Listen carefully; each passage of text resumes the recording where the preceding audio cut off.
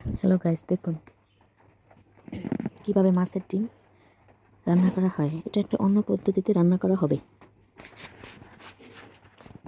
ডিমগুলো প্রথমে ধুয়ে নিয়েছি। এখানে রুই মাছের ডিম আছে, শিং মাছের ডিম আছে।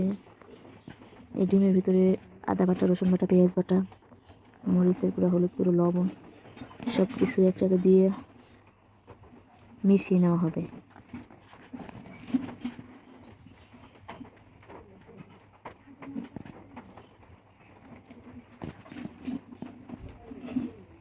দেখুন ভালো করে মেশানো হচ্ছে, সব ডিমগুলো ফাটানো হচ্ছে, কিছু পেঁয়াজ কুচি দেওয়া হয়েছে। এগুলোকে বড়ার মতো ভাজা হবে। এখন তেলের মধ্যে একটু একটু করে দেওয়া হবে।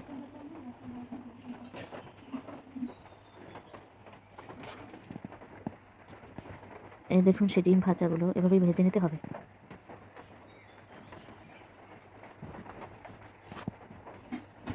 মাছের ডিম অনেকেই অনেক পদ করে খায়, অনেক স্টাইলে রান্না করা যায়। আমি আজকে একটি অন্য স্টাইলে রান্না করব।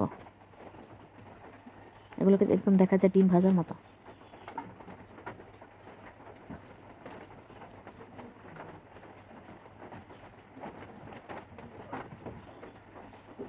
এরপর কিছু আলু কেটে এগুলো ভেজে নেওয়া হয়েছে। এরপর সব মশলা একসাথে নিয়ে কষিয়ে দেওয়া হচ্ছে।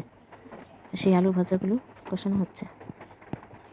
আলু কষানো হলে পানি দিয়ে কিছুক্ষণ জাল করে সিদ্ধ করে নেওয়া হবে। এখন সেই ডিমগুলো দিয়ে দিচ্ছি।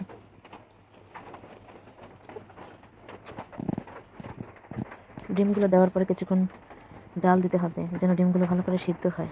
এই দেখুন সেই আমার রান্নাটা। ধন্যবাদ এতক্ষণ পাশে থাকার জন্য। আল্লাহ হাফেজ।